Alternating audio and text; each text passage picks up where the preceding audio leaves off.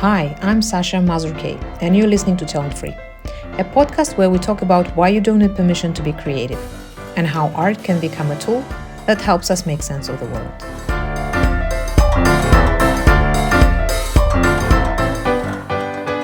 Dear universe, what the fuck is going on? It's all about the words that actually matter to you. There are no rules in journaling except of this one. Don't write for others, write for yourself. Poor little broccoli becomes the medium. The trick is just to start writing and to see where it gets you. And solution is very simple. Like, how about you try again, right? I know it sounds like we're all cuckoo here, but maybe we are.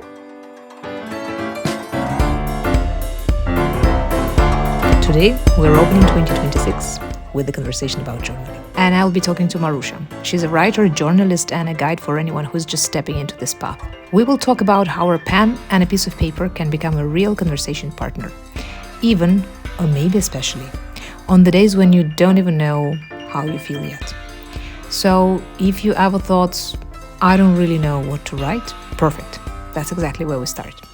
So get your broccoli out of the fridge and let's go.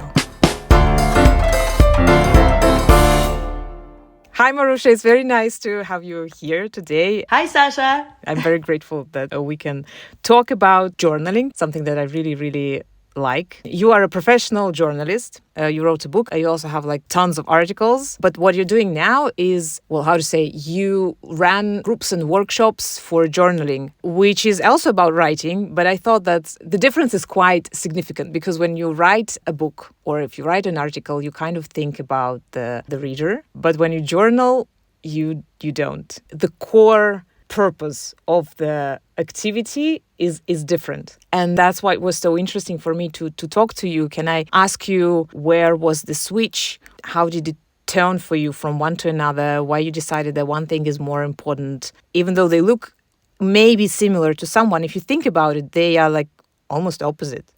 Well, first of all, thank you for having me. I'm always very happy to do a podcast with a fellow writing lover, I would say, because sometimes I have to explain from scratch what journaling is, and sometimes I meet a person who already knows a thing or two, or maybe is an avid journaler, and that takes us to the whole new level of conversation right away. But before we do that, let me explain the difference between the journalism and journaling for those who are listening and maybe have no idea, right? Because that can happen. So you are absolutely right saying that that's two completely different things, even though it sounds like at its core it's the same, but also at its core it's very different, right? Super distinct. My whole writing and working experience, actually, it's from journalism, which is writing articles for the media. I was working as a travel and lifestyle editor for Harper's Bazaar back in the days, and also Grazia magazine. I had my own travel column. So all my writing was external, right?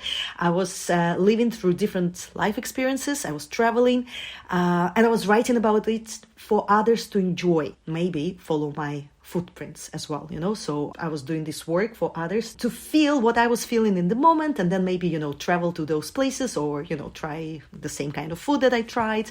So I was always thinking about the reader's journey, as you were mentioning, right? You think about the reader when you write as a journalist.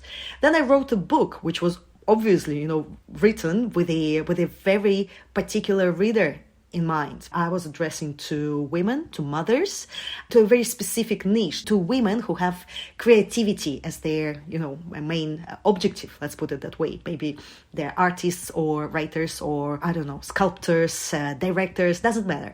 If their main activity or hard calling is art in one form or another, but they also happen to be parents, my book was for them. And then something happened, as you call it, a switch, and I started writing what is called journaling, started doing journaling, which has the same word, journal, as its root, but it is flipping the process completely because it's not external anymore. It's all about inward journey. It's all about writing that is for your eyes only. Well, basically, it's a diary kind of situation, right? You write in your secret notebook your feelings, your worries, you're writing through your anxiety, and also writing about the happy moments. But we'll talk about the difference between the techniques. But it's for no one to read, right? And the idea is that when you write, when you journal, you don't think it turns out so well, it might one day be a book. or like I should make a blog post out of it. It's actually just, well, there are no rules in journaling except of this one. Don't write for others, write for yourself. That's the main difference. Why it happened to me? Well, I was always a journaler. I kept a diary when I was a teenager. It was a very dark, teenagerish kind of notebook, It was all about like, I hate everyone. Nobody understands me. The world is so cruel. I was just a lonely 13-year-old, I guess, like many of us. And my parents didn't allow me to go to the discos, everything was, I was growing up in the 90s, so everything was dangerous, there were serial killers in the forest. Seriously, it was like brutal living in the outskirts of Moscow in the 90s. I was basically at home all the time. So there was a lot of frustration and of course a lot of moments of growing up and being a teenager and a girl, so I used my notebook, and I remember very clearly this spiral notebook to express my feelings, to talk to someone. And there were also, rhymes that is like love and blood and pain, so it was all very dark. Also I must say that the pop culture that was happening at that time, all the MTV rock, like classical rock of the 90s, all the grunge movement, it was not exactly bright, it was all very draining, depressing. So I was in tune with that, so, and journaling was very helpful just to release this kind of darkness that was living inside of this little girl, actually. And then I dropped it completely, because, I stopped being a teenager. Life started being, more thrilling. I got more, exciting things to do. And then I became a journalist, which means a lot of writing on daily basis for money, right? So there was a lot of writing in my life. And then at some point, with me getting, some sort of fame in my professional circle, my friends started asking like, oh, you write so much. Your articles are so good. How can we write just like you, which reads as something effortless, but with some certain depth? And I was thinking, how can I teach people to follow my footsteps? How can I explain this whole writing craft? So I created a little course, and I was telling them like, okay, you do this, you do that, and then, you submit your article to the media. And then within this course, there was one exercise that I absolutely made up just to give them a little different creative task. And that exercise, that prompt that I used was actually a classical journaling prompt. It was kind of reverse personal storytelling. So I asked them to think about one sad event from their childhood, not the traumatic one, but something sad, maybe a hamster ran away, something that's stuck in the memory as a sad event. And then I asked them to rewrite it in a way that everything ended well. And those students of mine, 99% of them came back to me saying like, oh my God, this is what's going on. I'm crying. I'm remembering so many details. There's also grandmother involved. And then I thought of this and that. And now I feel so much lighter because apparently this story was important for me. And I was like, wow, that I didn't expect that. I didn't see that coming, that this simple exercise that I just threw in there for the mix, that it will, resonate so much. So I started exploring what kind of writing is that, And I thought that I invented it. I genuinely thought that I made the whole therapeutic writing up. Well, it turned out that I didn't, that it's the whole industry that has been there since 70s. There are so many books written. It's the whole, framework of therapeutic writing, expressive writing, or journaling, as it's known in the most of the world, but actually not in Europe. So I have to explain always from scratch that journaling is the sort of writing that is for you only and that has a therapeutic healing effect on your soul. Well, that's my journey in a nutshell. So it started with the course about how to write for others, but became something to write for yourself and about the feelings. Exactly. And then I created the different course right away that is called Naked Words. I still run it. First it was in Russian because that's my mother tongue. That's what my old students were. But then I revamped it completely and made it in English, and it's called Naked Words for a reason, because I believe this sort of a personal writing is all about finding words that are not pretty, that are not dressed up for others, and it's not about writing beautifully or mastering the craft of writing. And also there's no goal, like you're writing with these naked words, not to become a writer or write a book that will be a masterpiece, will take a Pulitzer Prize. It's not about that, it's all about the words that actually matter to you. And they can be written with your rookie handwriting, maybe with lots of scratching and mistakes and, mix of languages, whatever. I read your book for creative parents, and I remember that one of the exercises that you put in there, the contrast between how when I read it, I thought, that is like not going to do much, to how much it actually does is huge. Which one was that? The one about the weather. Ah, right. Yeah, because just make a little note. What's your sort of internal weather is right now? So how do you feel? Like if you would broadcast it as a weather forecast, what would you say? It's rainy, I don't know, sunny, there's some fog. And I thought that, well, there's like 2-3 things. Usually when I open the weather forecast, it's like, I can see on my phone, it's the sun or it's a cloud or it's a few drops. So little variety in a way that I thought that it's not going to do something. But there was a moment when I kind of needed some grounding emotionally. And I thought, well, okay, this is something that is like so limited in your choices that I probably can do it in this like 30 seconds that I have. But then the reality is that, okay, maybe when this exercise was invented, we didn't have the phones with sun, drop of rain and the clouds. So it didn't sound like it should be the limit of 3. Because when I started trying to describe the internal weather, I realized that no, rainy, it's not quite this. We'll say foggy and it's a little bit cold, like frosty. So I started pulling out words and I came up with quite a poetical description, I must say. I was really impressed. But to find those right words, I needed to look deeper into how exactly am I feeling. And that's the point of exercise. The contrast between how, I'm sorry to say those words, but I will just, again, to create a contrast, how childish and inefficient this sounds when you read about it first, compared to how much it gives you, because I actually started doing this exactly in those moments. And I think this is a perfect exercise for the parenting book, because that's exactly when your child is at a certain stage of meltdown and you're getting closer to your meltdown. And that's the moment when you can't really sit down and journal in peace, but you can, in your head, think about your internal weather, maybe show some empathy to yourself, and then your personal meltdown steps, I don't know, a few steps away. You give yourself a bit more time. Yeah, but I imagine that's a big challenge. And my question was, do you have to deal with this a lot, or do mostly people who come, they kind of have an idea? Because I did other exercises from your book, and this one was the one that I dropped. And this is exactly the one that came up in the right moment. Well, first of all, let me express my gratitude for mentioning this exercise, because it's one of my favorites. And you know what? It's so funny because you mentioned that it was probably invented when we didn't have phones and with a constant weather forecast. And you're so right, because it's from Ira Progoff's book At the Journaling Workshop. And it's a classical book. Well, it's one of the first comprehensive books on journaling. And Ira Progoff was this grandfather of the contemporary expressive writing. So the book that he wrote is a very heavy book. It's a huge one. It comes from the 70s.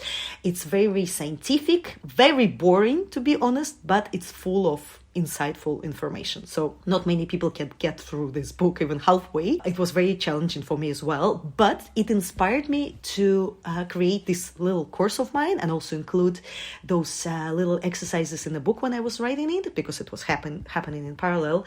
Because I realized, like, okay, not so many people, and especially mothers with small children, will have a chance or a desire, to be honest, to go through this very, packed book. It's intense. It's just not realistic. You have to have a lot of time and intention to study this book. But there were pearls in it, that I wanted to share. And this inner weather exercise was one of those pearls that I loved and I adopted. And also it made me remember how as a child, I don't know, we probably share the same kind of childhood, right? Yeah. When I was in the primary school, we started at 6-7 years, right? It's small children. One of the school assignments always was this weather diary that we had to keep, making notes about the weather. No, we didn't have it. That's very interesting. No. Really? We had it. It was like a special notebook, or maybe it was part of the some workbook. And there, it was always like, okay, in the morning, check the weather outside of the window. You know, like, is it frosty? Is it sunny? Blah, blah, blah. And you had to make notes. And I remember I was living on the 12th floor of multi-story building that was facing highway and the forest, you know, but you could see nothing. It was always just gray city / countryside already landscape. It was on the very brim of Moscow. So it was kind of not easy to keep this diary because you would just look out of the window, especially during the colder months, and it would be just gray. You know, but I also remember that because this exercise kind of stuck in your head, you do look at the window with more intention and you start noticing like, okay, today the icicles are melting, you know, a little bit because the sun is shining.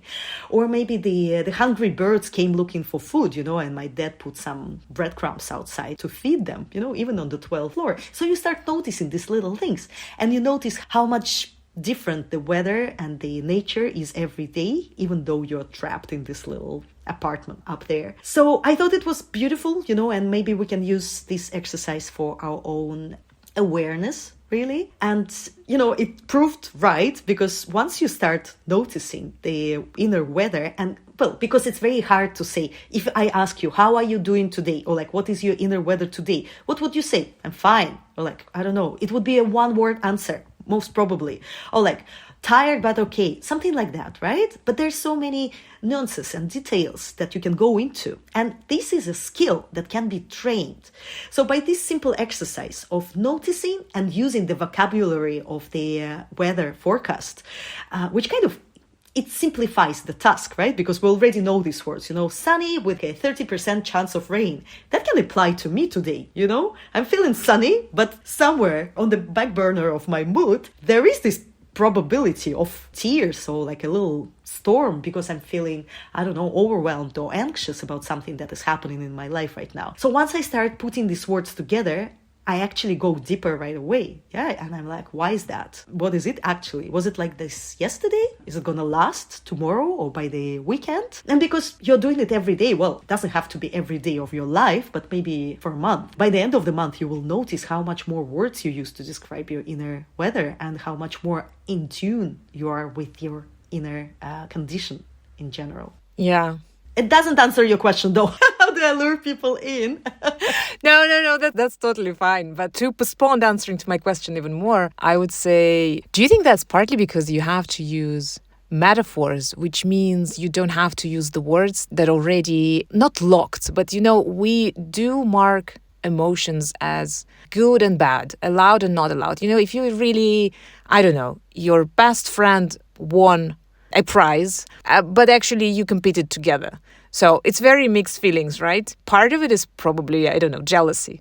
Maybe it's easier to describe it for yourself, how you're feeling when you use the weather forecast. When you talk about it's sunny, but at the same time, I can see that there's lots of mud and puddles from yesterday. You understand how you're feeling and you are in tune with yourself, but you kind of let your mind go around the things that it's hard to admit. Exactly. It's a trick, of course. Yeah, it's a healing metaphor. Let's put it that way. I don't like to overuse the word healing, but it is what it does to you, you know? It allows you to see and to notice and to not to appreciate your emotions, but to allow yourself to feel these emotions, but without the heaviness of the words that we use for emotions, right? Like, because if you would say, I'm dying of jealousy, I'm so not happy that this friend of mine won the prize because I think I deserve it, but I'm also dying of shame because I'm feeling these emotions. That's a lot. Yeah. Right? Like, you have to be very, I don't know, ballsy to admit it. But once you use a metaphor and you say like, it's sunny, but I see a trail of clouds on the horizon. And you're like, oh, wait, what's going on there? Right? Like, but you're not putting these heavy, charged words like I'm jealous, but you know what you mean. So you don't have to name it properly. It's fine with a metaphor. Yeah, I also think that maybe it's kind of you feel understood. When I was a kid and then a teenager,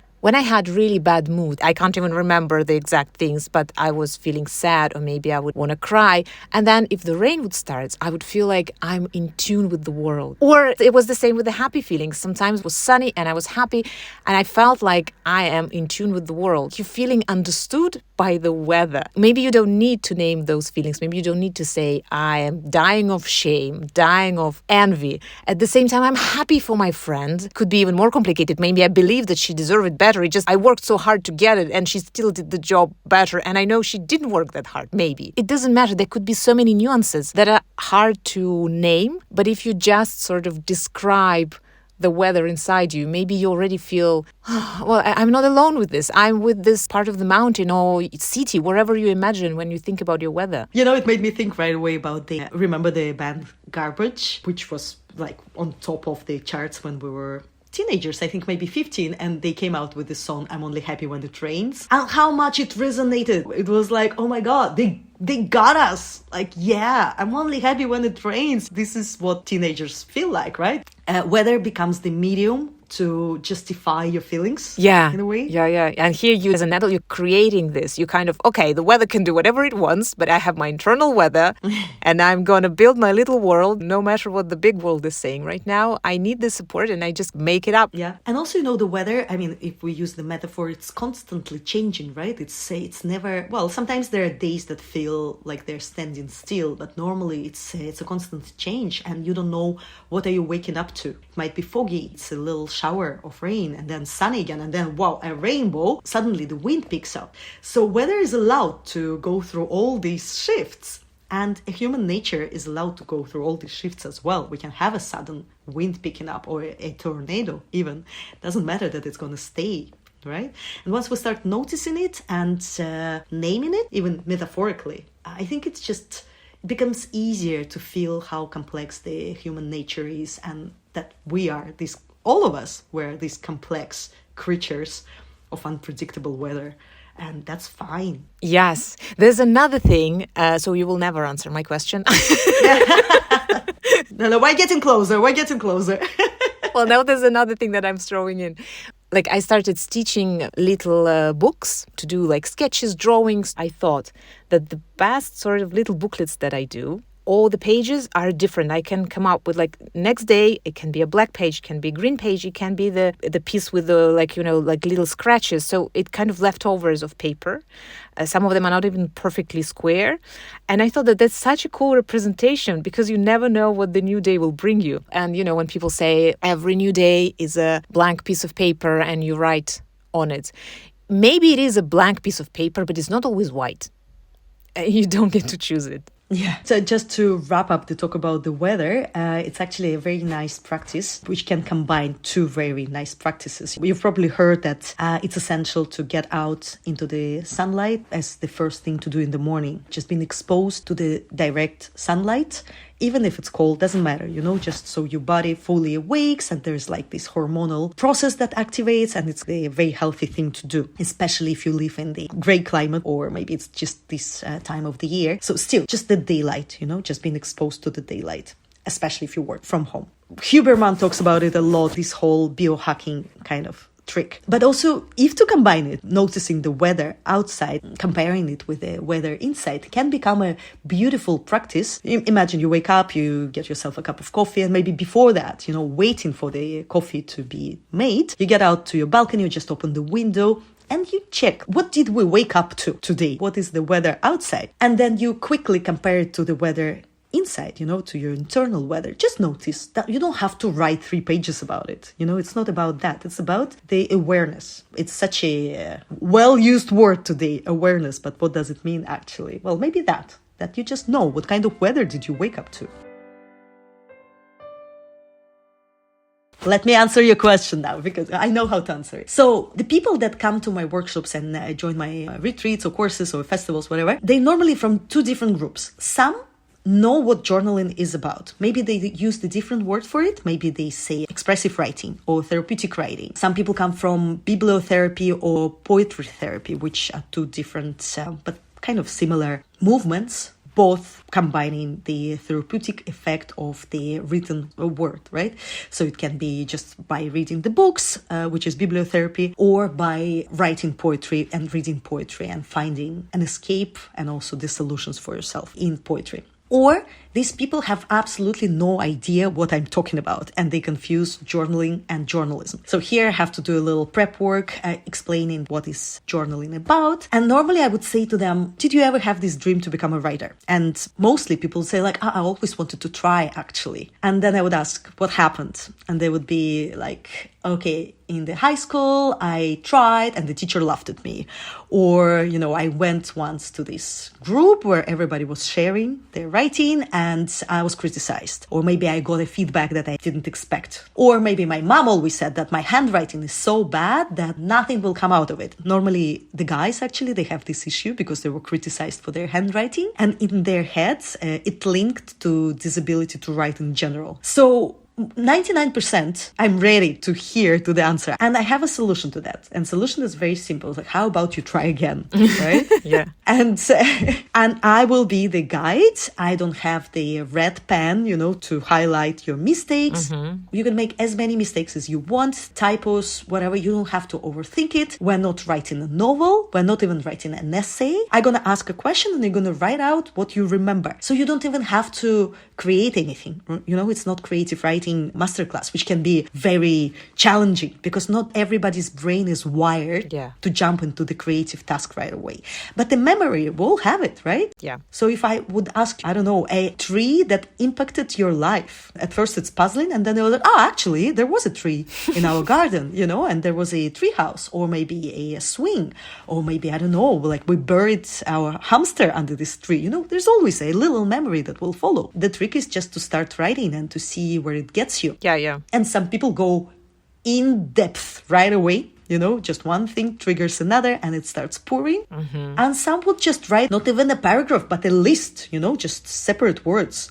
And that's fine, but as long as they're writing something. And then there will be another assignment and another prompt. That's how we go. And many people would say like, wow, I didn't know I can write. I didn't know I had topics to write about. I didn't know it can be pleasurable. It gives me pleasure. There is joy in just putting things down. Yeah. So my goal is to make people to try again, to give it a try without the pressure of writing a bestseller. Yeah. There was an advice that if you don't know what to write, because I had at some time when I was journaling, I had like 5 minutes in the morning. I was really strict because if I don't do it in this 5 minutes, then I don't do it. And this 5 minutes is very easy to start thinking, what should I write about? And I can't remember where, but I saw this advice, like if you don't know what to write, start writing. I don't know what to write about. Oh, I have no idea. What is this? Okay, let's at least do, okay, there's a second line and I'm still doing, like, carry on. And at some point something will come up. And it really works. It is a trick. Yeah. One of the writers group that I'm leading, we have this exercise this week to give you a good example, and the exercise is about broccoli. Right. It stems from the very lovely quote from Anne Lamott's book, Bird by Bird. It's one of these very inspiring books about writing and journaling. I don't remember the exact quote, but she's referring to an old TV show. A psychiatrist tells his patient, ask your broccoli how it wants to be cooked and it will tell you, meaning that we have to be connected with our inner broccoli or whatever, it's a funny little thing. And then the author of the book, Anne Lamott, she goes in depth and she says we all have this within us. The problem is that we lost the connection with our broccoli. Yeah. Obviously it's a metaphor, right? So the prompt that we had this week is to actually buy a broccoli and ask broccoli, literally, look at broccoli and ask a question, and then you can write a dialogue that you have with broccoli, very surreal, or maybe the broccoli will literally tell you how to cook it and that would be it. So I thought that people will ignore this assignment altogether because it sounds mental. But after a few answers, in these groups I have only girls because my project is called Girls Who Write. So one girl wrote a recipe, how she cooks broccoli, another girl wrote something else, but then others started coming up to the chat and saying okay, I asked broccoli about the book I'm writing and the broccoli told me, and then there was a whole dialogue. And then most of the people don't like broccoli, so they started with I don't know what to say. I never liked broccoli. Actually, it makes me think about the moment when I was 5 and my mom made me eat broccoli soup. That was the time when, and then it just pours, you know? So poor little broccoli becomes the medium. We were also discussing what gender is broccoli, you know? Is it a he or she, or maybe it's them? And then someone compared broccoli. That girl ate broccoli for breakfast, and on her plate there was also, you know, some boiled egg and some canned sweet pea. So she was looking at the shade of green of almost raw broccoli, and then the shade of green of this tint piece, and she was like, oh my god, I can see that one is actually alive, another one doesn't have any life in it. And she went all in with this mental rumble. All of us were like, wow, that's so interesting, you know? I think we all have this broccoli in our heads now, you know, because it's just it penetrated our minds. Yeah. Oh, that's funny. I like this. I'll try to talk to the broccoli in my fridge, but I think mine will just tell me that whatever, just don't let me die here alone. Because that's what usually happens to it. You know, in journaling, there is this technique that is widely used, and it's very powerful. It's called dialogue writing. Whatever question you have, you ask, well, whatever medium you have around. Normally, the dialogue is with something that bothers you. Maybe you had an argument at work. Maybe you have forever going issue with your parents. Maybe you have questions to God or universe. You just start writing. Both parts, you know, you write for yourself with a question like, dear universe, what the fuck is going on? And then you answer from the universe perspective. I know it sounds like we're all cuckoo here, but maybe we are. And you just set a timer for 15 minutes and you see what comes out. People write, well, amazing dialogues that bring them clarity and answers. One of my students wrote this kind of dialogue talking to her chronic disease. She has this chronic fatigue syndrome, which is very heavy in her case. She was in this dialogue with her syndrome, and she came out with the realization that she's actually grateful in a way. It was a signal from the universe to slow down in a very brutal way, but she needed it, and she was in tears. She was like, oh my God, I'm actually starting to kind of like this syndrome of mine that I was so, you know, upset about. Yeah. Obviously, there's nothing to be happy about. But it made her make peace with what's happening to her body for one reason or another. Yeah. You know, so it can be really powerful. Switching to another thing that I wanted to talk to you about, the role of the group. To be honest, in everything, but we'll talk about journaling. This thing that you said, it stayed with me, and I really want to go back to it because I think it's very interesting. When you say that you often think that this whole idea that we are born alone and that we die alone, that sounds like a bullshit because of what we witness. And I will let you just to explain why, because that was your phrase. But it stayed with me, and I also thought that it resonates with this power of the group thing. Going back to my experience, and it's more teaching experience, I used to think for many years that the best kind of solution is like, you know, private tutoring. Everything's tuned towards who you are, how you work, how you understand things and everything. And like little groups is kind of a solution because private tutoring is just too expensive. That's it. That's the reason. But the more I worked with smaller groups, the more I realized that it has a power of its own, and that I kind of think that it's much stronger now compared to doing something on your own. But this lens through which I'm looking at the groups, my question is back to your thing, that's whether we're born alone or that we die alone, and how you disagree with this, or at least question it. Yeah, so this is what happened. A couple of weeks ago, I heard this phrase again, you know, somebody was talking about our solitary experience in life in general, that we shouldn't expect other people to be involved in our lives too much because, and I quote, that we're being born alone and we're going to die alone. And suddenly I started, you know, just rolling this phrase on my tongue again and again, and I was like, wait a second, I'm a mother myself, you know, so I gave birth, and I know I know how many people are involved in the birthing process normally. In my case, there was a doctor and the midwife and the father of the child, and then a bunch of other midwives, juniors. Eventually I had to send them all away, you know, because it was too many people in the room. It was like too much. I gave birth in Bali, in a hospital, though not natural surrounding. It was at least 6 people involved in the birth of my son. And then there was me, his mother, right? So I thought of other women who are, even if a woman is giving birth by herself, you know, in the field, like they say, like in the past, women were given birth in the field. The child is being born not alone. His mother is there, you know, like... Yeah. His mom is there. Somebody is doing this work. And then if the kid is lucky, there's also a second parent. And then hopefully someone to help the process, right? A midwife or a doctor. So normally it's at least 2 people involved, you know, 2 adults involved. So that statement is already untrue. We're not being born alone. There's someone actually pushing us out, right? Yeah. And I was like, wait, if this is wrong. Maybe the other part of the statement is wrong as well, that we are dying alone. This is obviously up for discussion, but I haven't experienced it yet. Yeah, I mean, being born and dying is a little bit different, in a way. But that made me think, what happens in between those two moments? This life that we're living, it doesn't have to be a lonely life, it doesn't have to be, even if deep at your core you feel like a loner, you feel like maybe misunderstood, we don't know what other people are going through. Again, as a weather, we're changing and we're going through different stages of life. What can really help anyone on the way is having a little community. This community works the best if it's based on what we love doing the most. I know from experience that writing can be a very lonely process as well. And the writers, they tend to isolate themselves, to concentrate, to not be distracted, to actually go through the writing process. And this other cliche that writing is the lonely job is dominating over all the people who are interested in writing. Once you take a pen and a piece of paper with whatever intention you have to write a poem, to write a little journaling entry about your dialogue with the broccoli, or to work on your novel, you kind of have to do it alone, right? But because this is how writers work. That's another lie, you don't have to do it alone. You can actually do it in a group of like-minded people. And even though the writing process is a solitary process, it doesn't have to be a lonely process.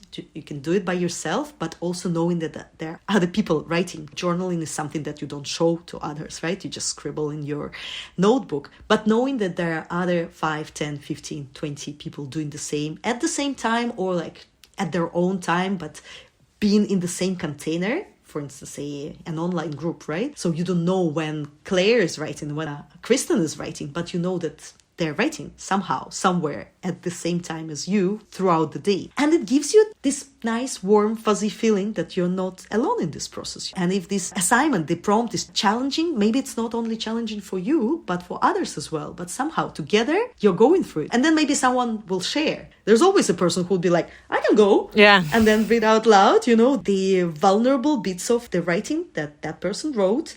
And then the ice is melting, right?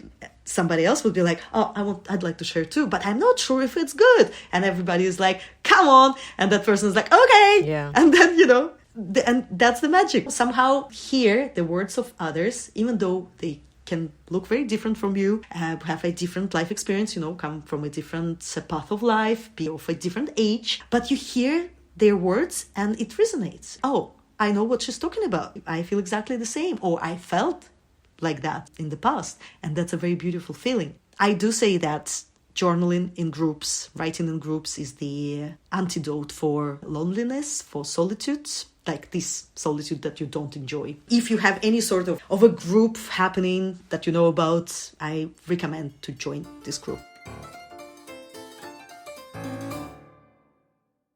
Actually, when you're talking about people writing together, and online is probably a bit different, but I think because I read also the Progoff's book, I tried.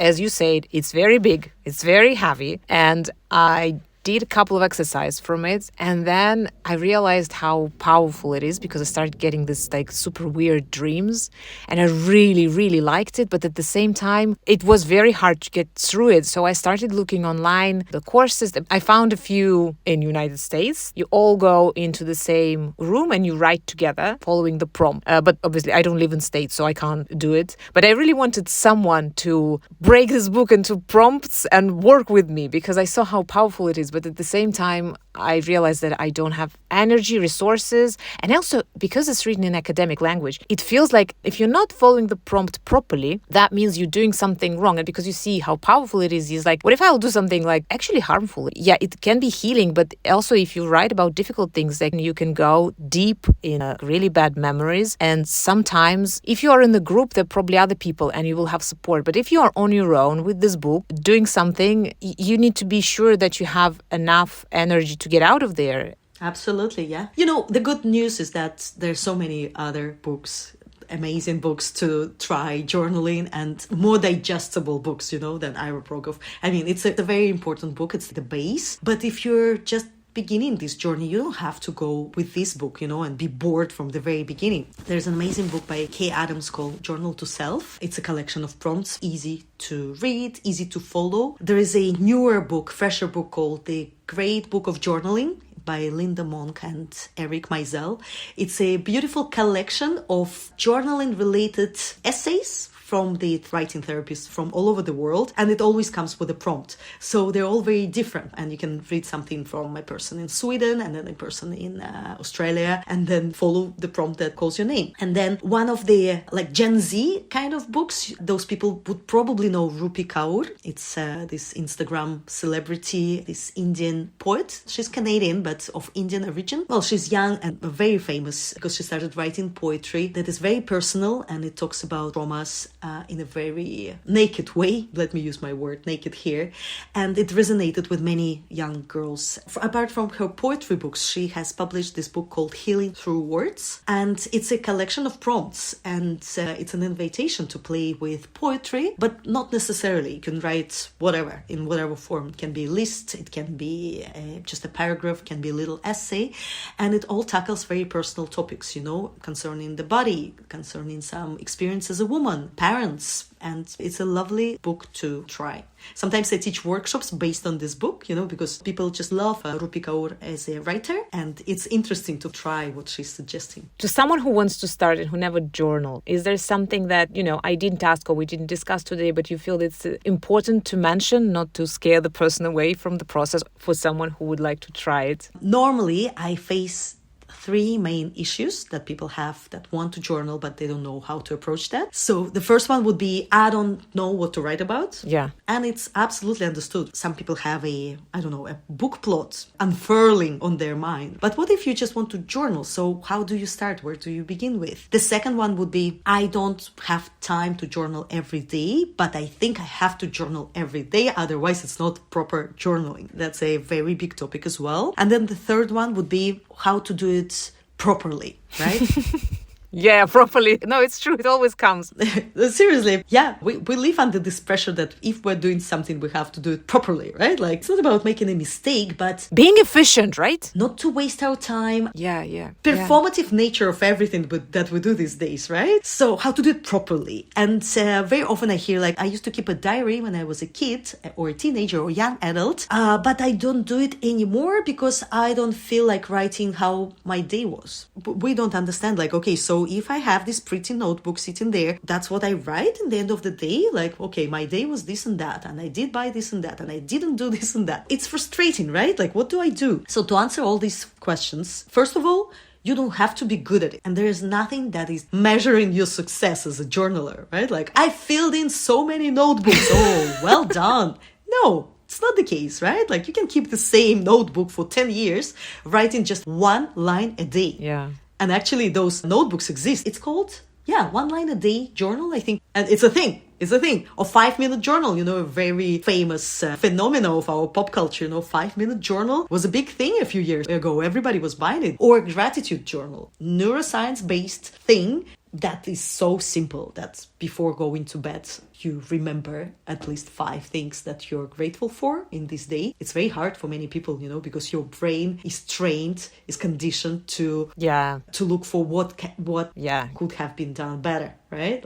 I should have done this better. I should have worked more. Whilst during the day, there were so many beautiful events. We have to train ourselves to notice it. And we can do that just following these prompts, 5 beautiful things that happened today. Somebody was nice. I got a cup of coffee for free because a friend decided to pay for me. That's nice, right? Stuff like that. So how to start journaling if you're overwhelmed with all these questions? One tip would be to find a group. Seriously, there are so many groups these days, and there are free online workshops that you can find. I can share some links. Even those educators that run expensive year-long programs, they always do something for free. Or maybe seasonal workshops that they feel like giving to community. Also, I must say that professional journaling community is very generous, and even though it's work, just like any other work, it's also a very generous community that is happy to give because, it's literally therapy, so you want more people around you to be happy and healthy and less anxious and less lonely, less stressed. So you're happy to give.